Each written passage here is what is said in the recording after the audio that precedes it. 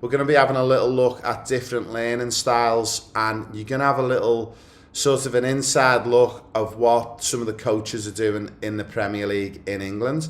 I'll play this short video for you, and then I'll do a little bit of a whiteboard session for us all, and it'll give you guys an opportunity to work through and see what you guys think about it. I'll play this short video for you. Again, as ever, pens and paper at the ready, get your devices out. Even if you're watching this on a recording, please make some notes on this as you're watching it. Even if you have to stop it halfway through or stop it a couple of times, make sure you're making some good notes, and you'll see why at the end why it's important to write a few notes.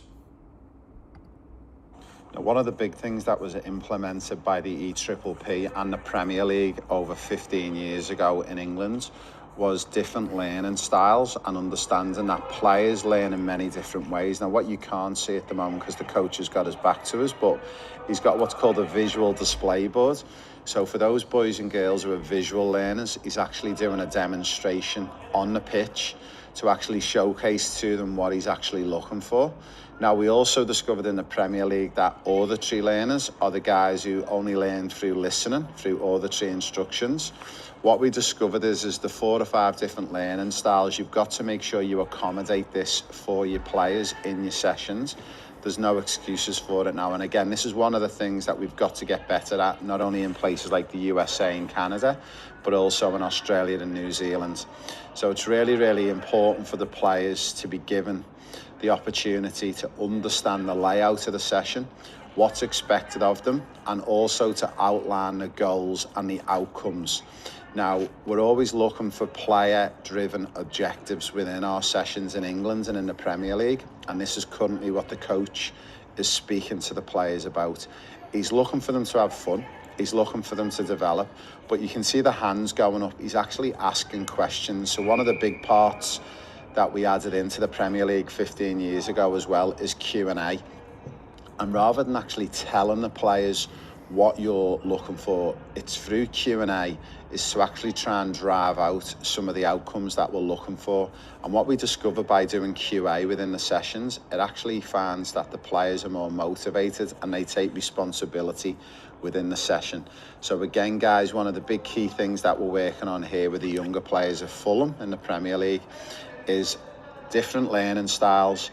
Players learn through auditory, through visual, through kinesthetic. There's many different learning styles, and you've got to make sure you implement it within your session.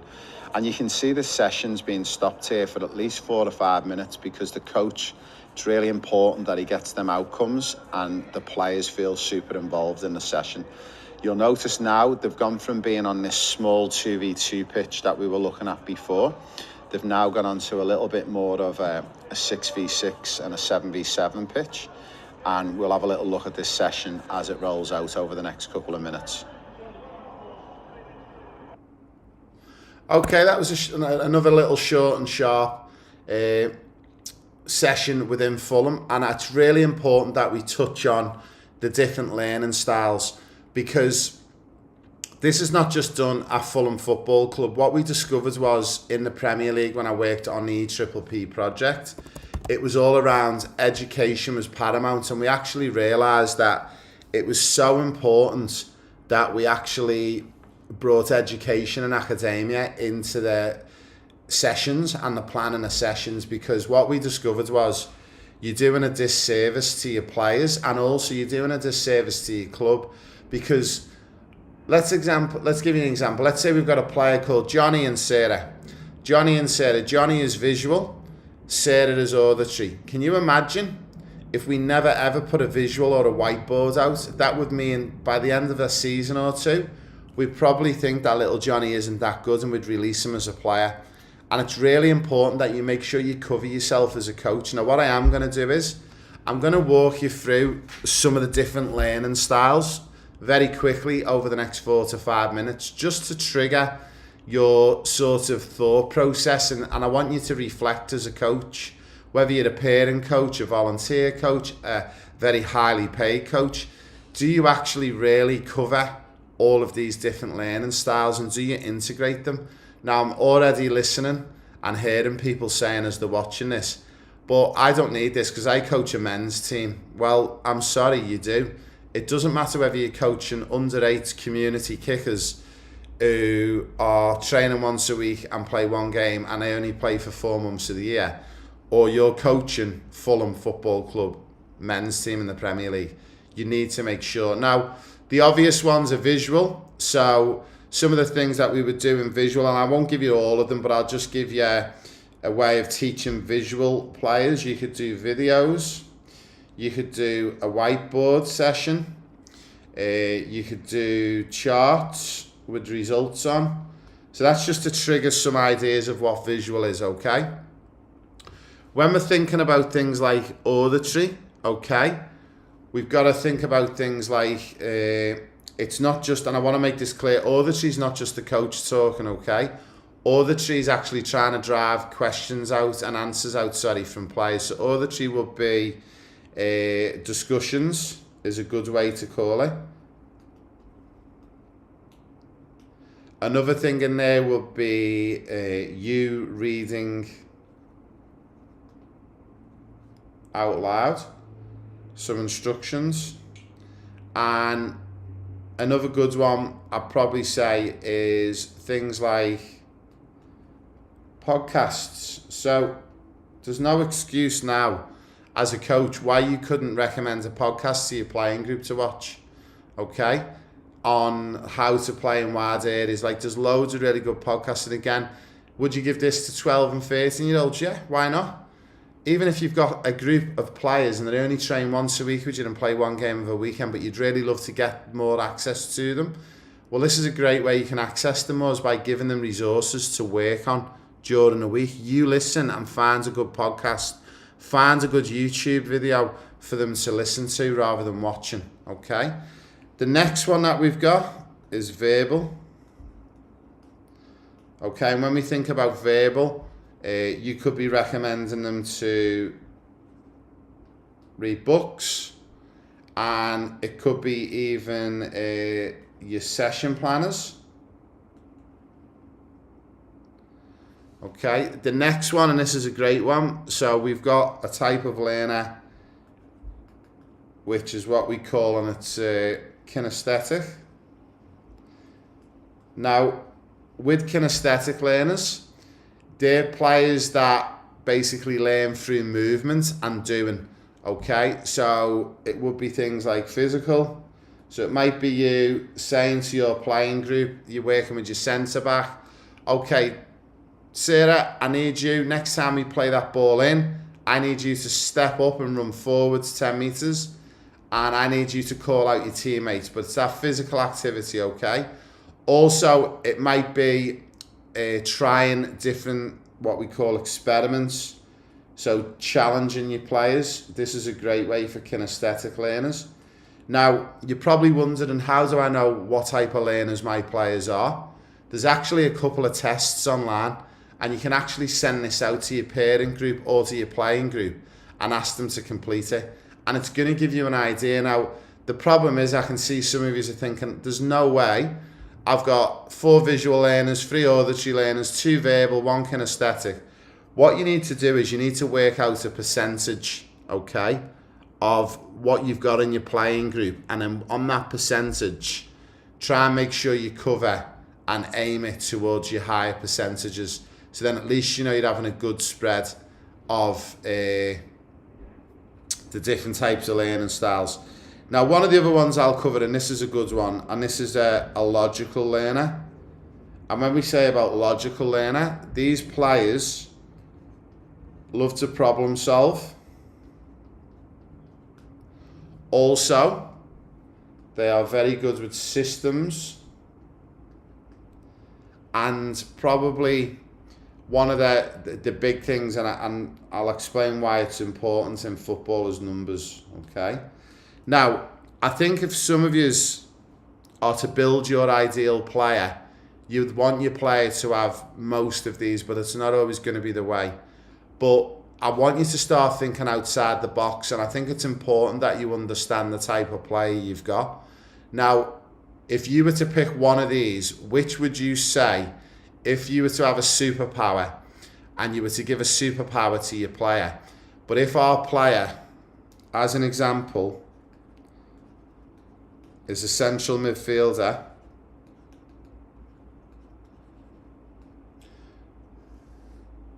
what superpower would you want them to have out of those 5?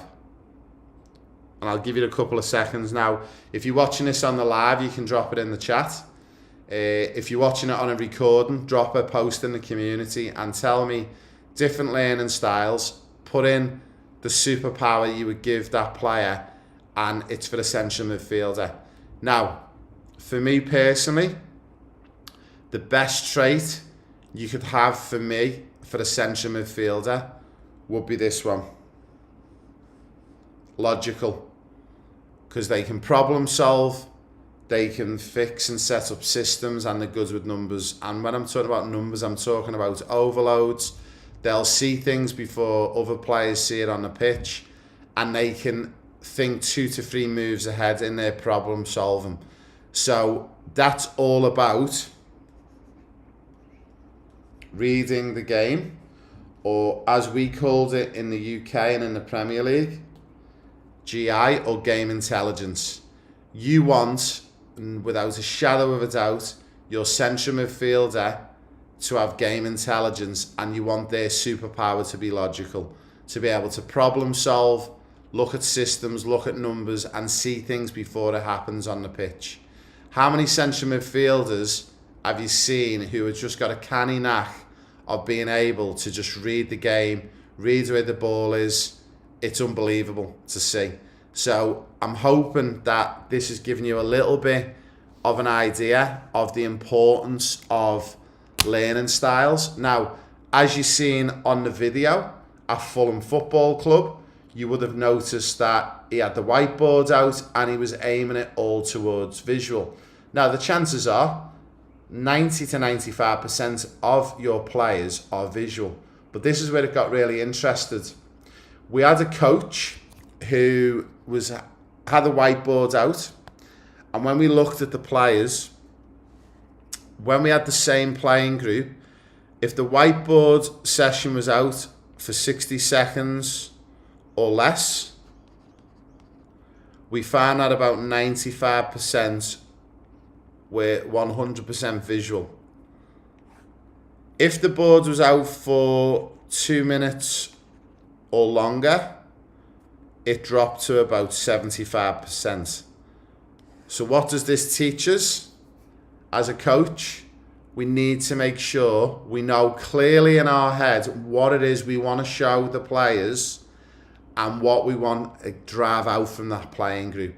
So don't talk too much, okay? If you can't nail it in 60 seconds, then it's not worth saying. Just let the players carry on with what's happening on the pitch. And also, you've got to think about that top level. Once you're coaching in that Premier League level standard or senior men's or women's professional semi-pro, if you've got half time, you've only got 15 minutes. By the time players walk off the pitch, there's a minute gone. By the time they run to the bathroom and the toilet and get a drink, there's 4 to 5 minutes gone. By the time they see the physio and get any little niggles or get any little rubs or anything before they head back out, then you've got to count it in 1 minute to get back out on the pitch. So you're lucky as a coach if you get your playing group for 3 to 4 minutes. So it's important as a coach, working with even the younger age groups and community-based players. If you've got aspirations to one day make it as a Premier League coach or a La Liga coach or coach in the MLS, you need to get really good on how you as a coach can identify your players' learning styles, but also how you can get your team talk done in 60 to 90 seconds, and then hopefully give your players a chance to give you a little bit of feedback in that auditory section, okay? Now, learning styles to finish off, is this something that we only do on game days? No, it happens during training. It happens off the pitch. I want you to be really challenging yourself if you work with any sort of playing group, okay? Whether it's the under-8 Joshies Giants from Newcastle, who are a community-based team, or if you're working with Barcelona B team, okay? I want you to really, really start to think about those sorts of areas. Now, what I am going to do is I'm going to drop back in here and I'm just going to have a quick look, because I think as well If I just search within the community,